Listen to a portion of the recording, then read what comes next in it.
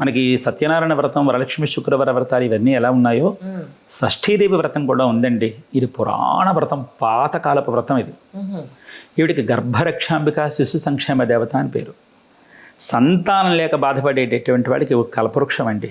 Okay, ఎలా చేస్తారు అని చెప్తారా? దీనికి విధానం చాలా పెద్దది ఉంది. అయితే నేను ముందు ఈ సభ ఇప్పుడు మనం ఇందులో మంత్రం చెప్పేస్తాను. తప్పకుండా. ఆ మంత్రం ఏంటంటే ఓం శ్రీమాత మహా షష్ఠీదేవ్యై నమో నమః. ఓం శ్రీమాత మహా షష్ఠీదేవ్యై నమో నమః. ఈ మంత్రాన్ని అన్ని తరహాల వాళ్ళు చదవచ్చు.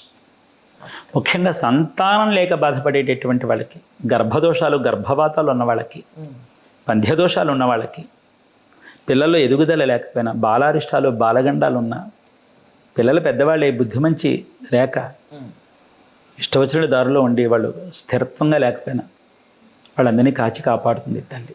ఈవిడికి మహామంత్రసాని అని పేరు. మంత్రసాని, పురుళ్ళు పొడల దిట్ట. ఈవిడ ఆది పరాశక్తిలో 6వ అంశ. ఈవిడ వాహనం పిల్లి.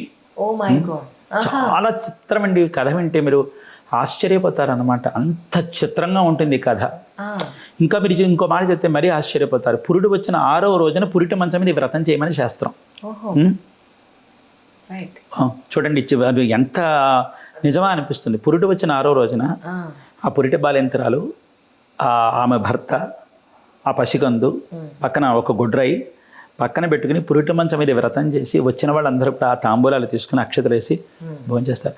ఆ రోజున మరి పురిటి యొక్క ఉంటుంది కదా అని అంటారు. దాన్ని అంటే మైలను మనం సంబోధించకూడదండి. దాన్ని వృద్ధి అనాలి. పురుట్లో ఎవరైనా ఉన్నారనుకోండి, పురుట్ల మైల్లో ఉన్నామంటారు. ఆ పదం కాకుండా మేము వృద్ధిలో ఉన్నామండి. పిల్లలంటే వృద్ధే కదండి, వంశం వృద్ధిలో. ఆడపిల్ల కానీ మగ పిల్లాడు కానీ వృద్ధి కదా అది. కాబట్టి మేము వృద్ధిలో ఉన్నామండి అని చెప్పాలన్నమాట. అప్పుడు అర్థం, ఓహో వృద్ధిలో ఉన్నారా పిల్లలతో అంటారనమాట. 6వ రోజున చేయాలి. ప్రతి సందర్భంలోనే నెలలు నిండిపోయిన తర్వాత కూడా ఆ గర్భిణి చేత చేయిస్తారు. బాలగండాలు బాలారిష్టాలు లేకుండా చూస్తుంది మహాతల్లి. ఈ వ్రతం మన తెలుగు వాళ్ళకి అందించే ప్రయత్నంలోనే నేను నా మాధ్యమం ద్వారా యూట్యూబ్ నా ఛానల్లో నేను అందరికీ చెప్తున్నాను. అందరూ చేసుకుంటున్నారు. వాళ్ళ అనుభూతులు కూడా నాకు అందుతున్నాయి. సంతోషిస్తున్నాను. ఇంతకన్నా ఏం కావాలండి? అందరూ బిడ్డ పాపలతో ఉండడం కంటే. నిజం నిజం. కానీ ఇన్ని సంవత్సరాలుగా మీరు భగవతార్చనలో ఉన్నారు. ఎప్పుడైనా భగవంతుడు నిజంగా ఉన్నాడు బాబోయ్, ఆయన లేకపోతే ఈ మాత్రం ఈ స్థాయిలో నేను ఉండేవాడిని కాదు అన్న సందర్భం ఏదైనా మీ జీవితంలో కనిపించిందండి? ప్రతి అడుగడుగున నా జీవితంలో అవే కనిపించాయండి.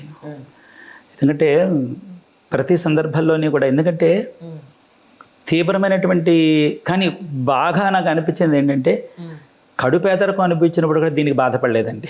అవునా? మహాదృష్టం. కడుపేదరికం అనిపించినప్పుడు కూడా, కడుపేదరికం అనుభవించాం. కానీ ఏమిటో తెలియదు, కానీ ఆ పూటకి రాజభోజనం మాత్రం దొరికేసేదండి. ఇంతకన్నా ఇంకేం కావాలండి? ఇలా జీవితంలో చాలా అనుభవాలు ఉన్నాయి. కానీ తినలేదంటే దీర్ఘరోగం, పెట్టలేదంటే పట్టని రోగం.